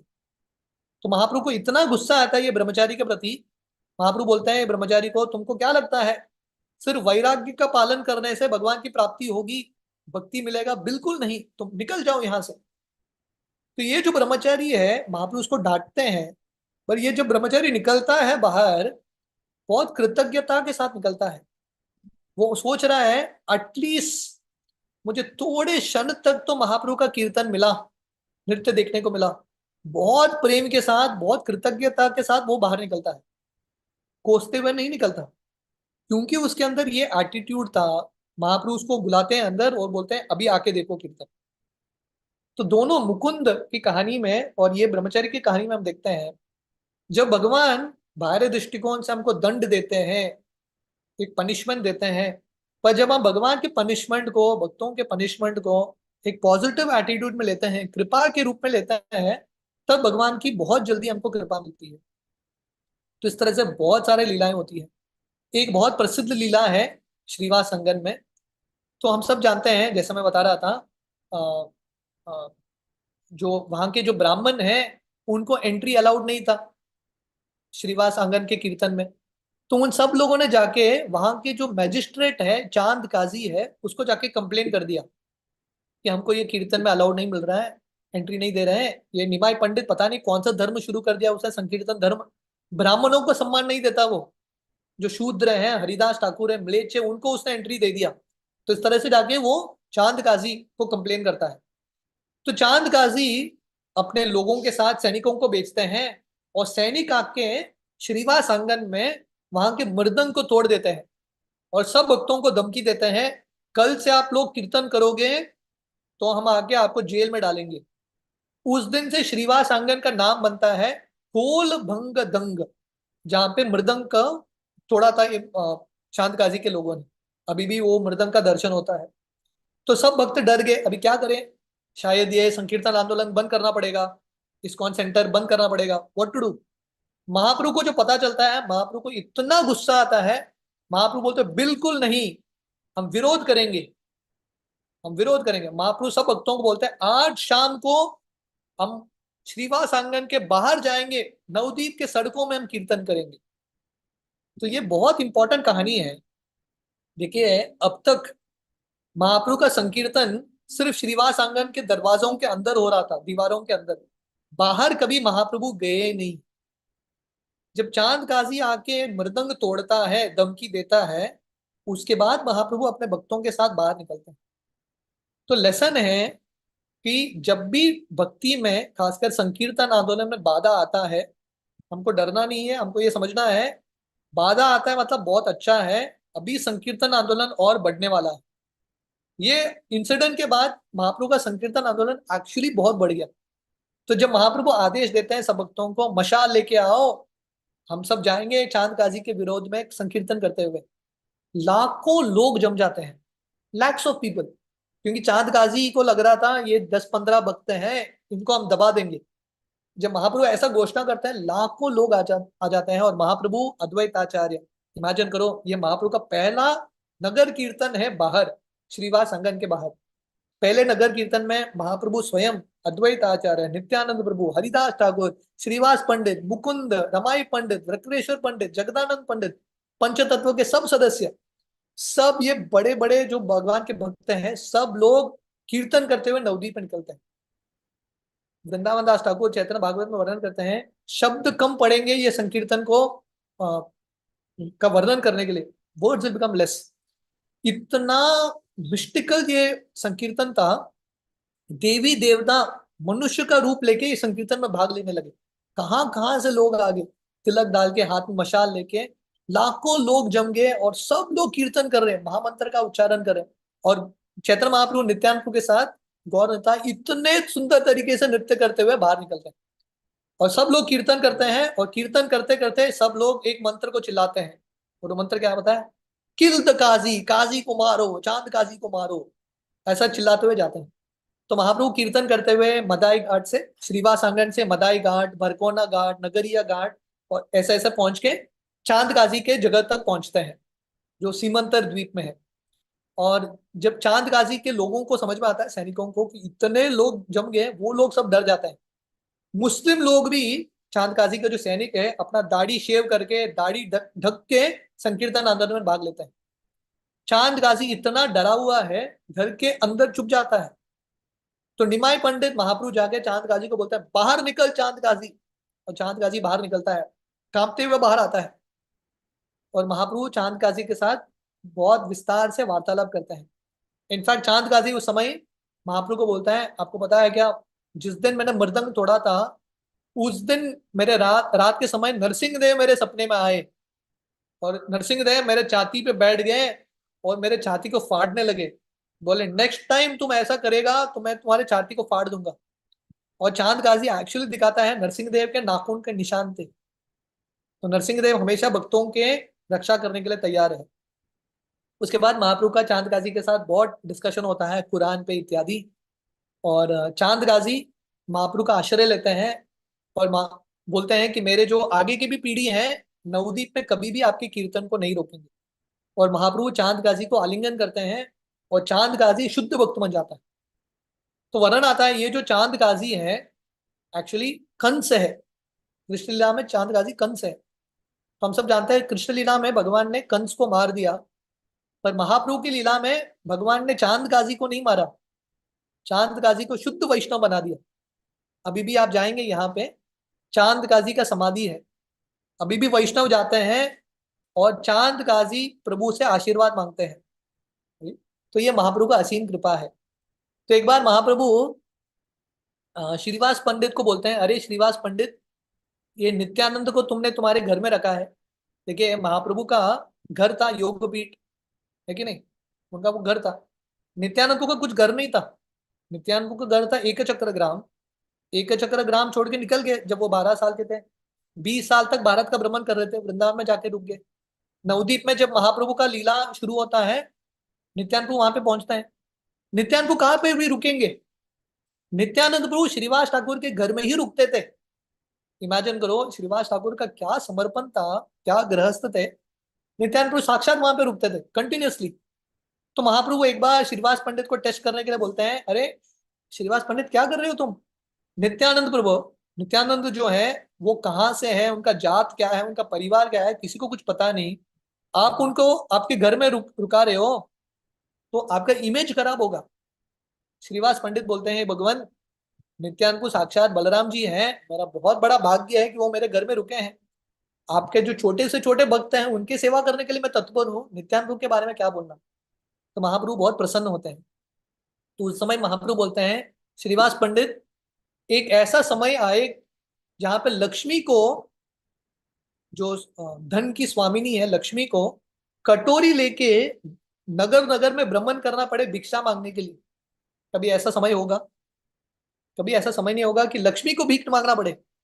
पर महाप्रभु बोलते हैं, अगर ऐसा भी समय आएगा जहां पे लक्ष्मी को भीख मांगना पड़ेगा, फिर भी श्रीवास पंडित आपके घर में कभी धन की कमी नहीं होगी। There will be never shortage in your house, क्योंकि आप हमेशा भगवान और भगवान के भक्तों की सेवा करते हैं। यत्र योगेश्वर कृष्ण तत्र पार्थ धनुर्धर तत्र श्रीर विजयो भूति ध्रुवा नीतिर मतिर्मम। जहां पे भी भगवान और भगवान के भक्तों की सेवा होती है, वहां पे कुछ भी चीज की कमी नहीं। तो महाप्रभु संन्यास लेने के बाद जब जगन्नाथपुरी जाते हैं, उसके बाद एक बार महाप्रभु जब बंगाल आते हैं, महाप्रभु एक्चुअली श्रीवास पंडित से मिलते हैं कुमार हट्ट में। तो उस समय महाप्रभु श्रीवास पंडित को बोलते हैं, अरे श्रीवास पंडित, तुम तो दिन भर रात भर संकीर्तन करते रहते हो, भक्तों की सेवा करते हो, तुमको कभी काम करते हुए मैंने नहीं देखा। तुम गृहस्थ हो, घर कैसे चलता है? तो श्रीवास पंडित 3 ताली बजाते हैं। तो महाप्रभु बोलते हैं, अरे ये 3 ताली क्या है?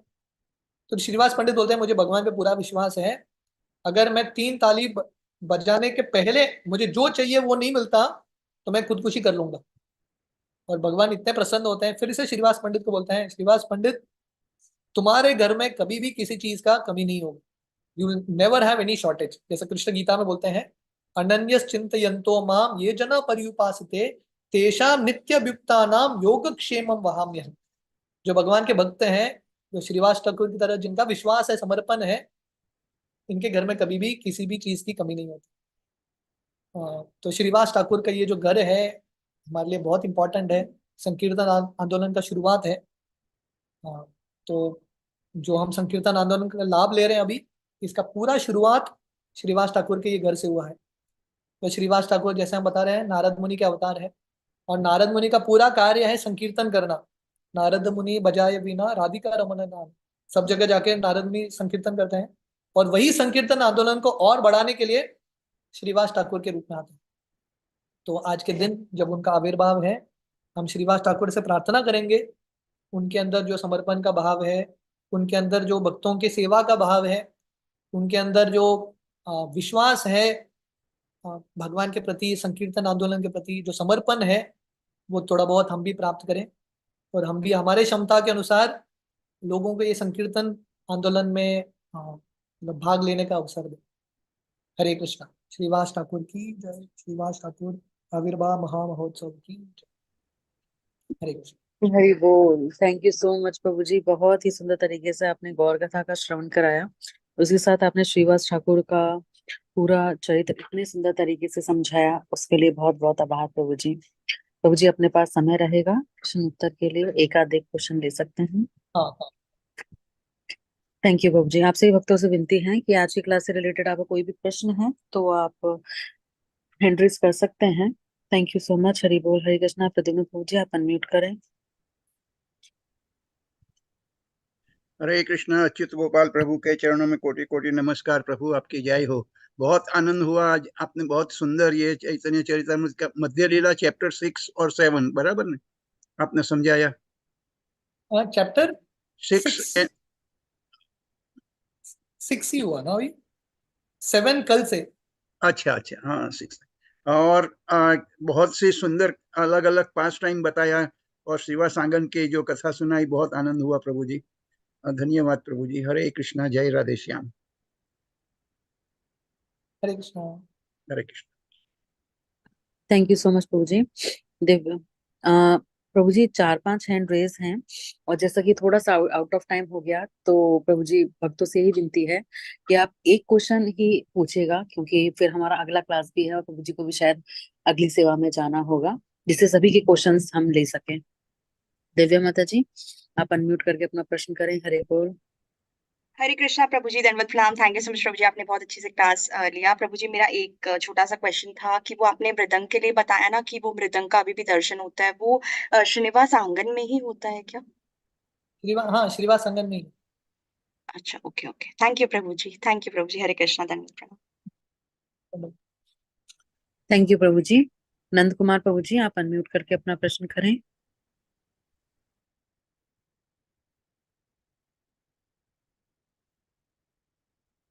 ओके। हर्षिनी माता जी, आप अनम्यूट करके अपना प्रश्न करें। हरे कृष्णा प्रभु जी, दंडवत प्रणाम। जय श्रील प्रभुपाद। प्रभु जी आपने बताया कि चांद काजी पहले कंस थे, तो जब भी कंस का वध हुआ तो वो तो कृष्णा के हाथों उनका वध हुआ, राइट? तो उनको वो डिलीवर हो गए, ऐसा मेरा कंसेप्ट था, तो वो गलत है क्या? वो डिलीवर नहीं हुए डिलीवर तो हो गया, डेफिनेटली डिलीवर तो हो गया है। पर तो जब उनको पता चला कि महाप्रभु का फिर से लीला हो रहा है, तो वो बोले कि मैं फिर से आऊंगा।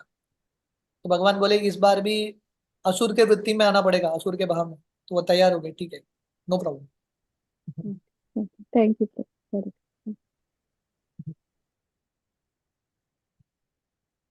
थैंक यू प्रभु जी। अशोक प्रभु जी, आप अनम्यूट करके अपना प्रश्न करें। हरे कृष्ण प्रभु जी। जो दंडवत प्रणाम। चैतन्य महाप्रभु जी और नित्यानंद जी को भक्त रूप और भक्त स्वरूप बोला गया है, तो ये रूप और स्वरूप में क्या अंतर है? पंच तत्व में रूप, भक्त रूप और भक्त स्वरूप, तो क्या डिफरेंस है? इनमें डिस्टिंक्शन क्या है रूप स्वरूप में? या तो basically devotional, it is called devotional incarnation. Devotional तो देखिए भगवान के हैं जो एक्सपांशन है ना, अलग अलग वर्णन आता है, अंश, कला इत्यादि। तो नित्यानंद तू जो है अक्षर भगवान ही है, पर भगवान के एक एक्सपांशन है, वन ऑफ द स्वरूप ऑफ द लॉर्ड मतलब। तो ये जो पंच तत्व है, ये श्लोक इस प्रकार है, पंच तत्वम मकम कृष्णम भक्त रूप स्वरूपकम भक्तावतारम भक्ताख्यम नमामि भक्त शती। This one I tell you what exactly. ठीक है, तो अ,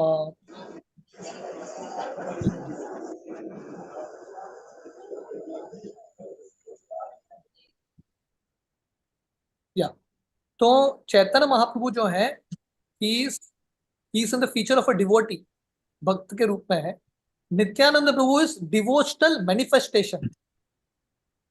So it's almost the same thing, little technical differences. And then Advaita Acharya is devotional incarnation, Bhakta avatar. Nityananda is Bhakta Swarupa, Chaitanya Mahaprabhu is Bhakta Rupa, Nityananda is Bhakta Swarupa, Advaita Acharya Bhakta avatar, and Gadadhar Pandit is devotional energy, Bhakta Shadikam. And Srivas Pandit is Bhakta. He is a devotee, pure devotee, like that.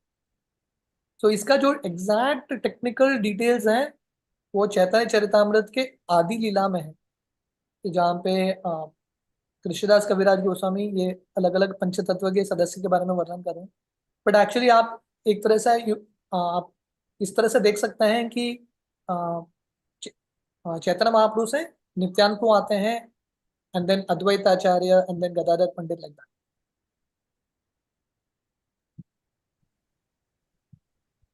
Is it okay? Hare Krishna प्रभु जी, हरे कृष्ण, दंड प्रणाम। तो प्रभु जी मेरा question यही है कि श्रीनिवास आंगन में पूरी रात थर्टी और श्रीनिवास आंगन है, हाँ श्रीनिवास आचार्य आते हैं। श्रीवास आंगन में जो पंचतत्व में चेला जो है वही श्रीवास, वही ना? हाँ, पंचतत्व, एग्जैक्टली, यस। हाँ। तो पूरी एक रात जो होती है ब्रह्मा जी की रात, तो उसको किस तरह समझा जाए उसको क्योंकि 48 साल का ही चैतन्य महाप्रभु रहे थे इस धराधर पर, तो उनको हाँ, किस हाँ। तरह हम समझे कि एक तो पूरा नहीं, ये ब्रह्मा समझना जी है का। कि भगवान जो, मैं बोल, भगवान जो है समय के स्वामी है। भगवान चाहे तो समय को कम कर सकते हैं, बड़ा कर सकते हैं, कैन डू एनीथिंग। तो भगवान जो है वो जो श्रीनिवास आंगन के रात हैं अपने भक्तों के लिए बड़ा करते थे, would expand it like that. तो इस तरह से भगवान अपने भक्तों के साथ आदान प्रदान करते थे। So that's what it means. इसका अर्थ है वो समय, ऐसा लगता है कि बहुत जल्दी बीत गया, पर वो समय में भगवान ने बहुत सारे लीलाएं की ताकि भक्तों को आदान प्रदान हो। ओके प्रभु जी। या थैंक यू प्रभु जी। प्रेम प्रभु आप अनम्यूट करके अपना प्रश्न करें। थैंक यू माता जी। हरे कृष्णा प्रभु जी, प्रणाम प्रभु जी, थैंक यू प्रभु जी। ऑडिबल है प्रभु जी? यस। प्रभु जी थैंक यू प्रभु जी कथा के लिए। और लास्ट में आपने श्रीवास ठाकुर जी के लिए बहुत सी चीजें हमें बताई बैक टू बैक। प्रभु जी एक बहुत सा मेरा मतलब मूर्ख सिल्ली सा सवाल है, क्योंकि प्रभु जी अगर सवाल ये करूंगा तो मुझसे कोई पूछेगा तो फिर मैं क्या बोलूंगा प्रभु, इसीलिए मैं पूछना चाह रहा हूँ। प्रभु जी गौर कथा आपने गौर कथा गौर लीला आप लगातार कर रहे हैं। मैं राधा गोविंद गोस्वामी जी महाराज का भी कुछ कुछ सुना हूँ। मुझे एक चीज समझ में नहीं आता प्रभु कि इसमें पढ़ पढ़ कर क्यों बताते हैं। मैं इसलिए पूछ रहा हूँ कि अगर कोई मुझसे ये पूछा तो फिर मैं क्या बोलूंगा प्रभु जी, जिज्ञासा के पॉइंट ऑफ व्यू से, क्योंकि कृष्ण कथा में पढ़ा नहीं जाता है, डायरेक्ट बोल देते हैं। आपने भी कहा है, किया है प्रभु जी। गौर लीला से गौर कथा से हो रही तो पढ़ पढ़ कर क्यों बता रहे हैं, ये मुझे बस जानना है प्रभु, जिज्ञासा नहीं, पॉइंट ऑफ व्यू से। और लीला भी बिना पढ़ के भी मैं कर सकता हूँ, जी जी बिना जी, मैं श्लोक पढ़ समझ के रहा भी हूँ। मैं can- हाँ कृष्ण लीला भी you can do it with shlokas of Bhagavatam, नहीं तो जैसा परम पूज्य राधा गोविंद महाराज करते हैं, जी। वो कृष्ण लीला भी इससे he does with shlokas like that. वो एक स्टाइल है करने का, दूसरा स्टाइल है सिर्फ सिर्फ आप सिर्फ कथा का वर्णन करो, श्लोक को मत पढ़ो। I we can do it both ways. ऐसा कुछ जी प्रभु जी, मतलब हाँ, ऐसा कुछ नहीं है कि हम उसको पढ़कर ही करें, ऐसा कुछ नहीं कह सकते हैं। नहीं नहीं, अपनी ऐसा जैसी रूल इच्छा कुछ हो, नहीं। और हाँ, रूल नहीं है। जैसा ओ जी जी। रूल थैंक यू प्रभु जी, क्षमा कीजिएगा प्रभु जी इस सवाल के लिए। है। पर और मुझे लगा थोड़ा बहुत श्लोक चैतन्य चरितामृत के श्लोक पढ़ेंगे तो थोड़ा जी अच्छा जी होगा। जी जी। और प्रभु जी एक सवाल ये है मेरा प्रभु जी, कि जो चैतन्य महाप्रभु की जो ये बड़े भाई हैं विश्व रूप और हम्म। नित्यानंद महाप्रभु में, दोनों में क्या प्रभु जी कनेक्शन है? क्योंकि विश्व रूप को भी नित्या हाँ, बलराम कहा जाता है, क्या कनेक्शन है प्रभु? बहुत अच्छा प्रश्न आपने पूछा एक्चुअली।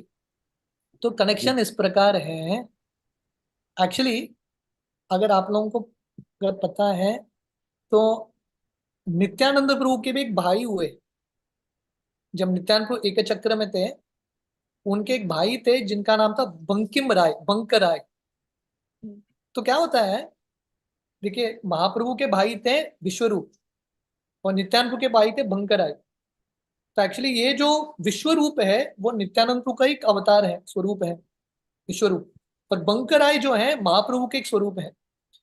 पर क्योंकि विश्वरूप को पता चला कि अभी नित्यानंद प्रभु का अवतार होने वाला है, नित्यानंद प्रभु आने वाले हैं महाप्रभु के लीलाओं में, तो विश्वरूप वहां से निकल जाते हैं। He is also an expansion of Nityanand only, ताकि भगवान का नित्यानंद प्रभु के साथ आदान प्रदान हो बहुत सुंदर तरीके से, नित्यानंद प्रभु लीलाएं करें तो वो निकल जाते हैं। और नित्यानंद प्रभु के जो बड़े भाई उनके एक भाई थे बंकर आई, तो वो एक्चुअली महाप्रभु के एक्सपांशन है, is one of the expansion of Mahaprabhu. तो जब बंकराय को समझ में आता है कि चैतन्य महाप्रभु का लीला का आगमन होगा, नित्यानंद प्रभु के साथ उनका आदान प्रदान होगा, बंकराय अपना लीला समाप्त करके चले जाते हैं लाइक दैट। तो Vishwarup is considered to be one of the expansions of Nityananda Prabhu only. Nityananda Prabhu के एक्सपेंशंस माने जाते हैं। थैंक यू प्रभु जी। हरे कृष्णा, शरण प्रणाम। जय हरे कृष्ण। हरि बोल। थैंक यू सो मच प्रभु जी। तो प्रभु जी अभी और कोई हैंड रेज नहीं है, तो आपकी इजाजत हो तो हम आज के सत्र को यहीं विराम देते हैं। तो बहुत ही सुंदर तरीके से आपने प्रभु जी आज का गौर लीला और श्रीनिवास ठाकुर जी के बारे में बहुत सुंदर थैंक यू। शीला कल प्रभु से हम महाप्रभु के दक्षिण भारत यात्रा शुरू करेंगे। चैतन्य चरितमृत का मध्य लीला 7वां अध्याय। बहुत सुंदर वर्णन है महाप्रभु के दक्षिण भारत यात्रा। जी प्रभु जी, thank you. Hare Krishna. Thank you so much. Srila Prabhupada की जय। जय। इस अच्युत गोपाल प्रभु जी की जय। कल्पतरु भ्रष्ट सिंधु पतितानां पावनेभ्यो वैष्णवेभ्यो नमो नमः। कोटि वैष्णव की जय। थैंक यू सो मच प्रभु जी। हरि बोल। हरे कृष्णा।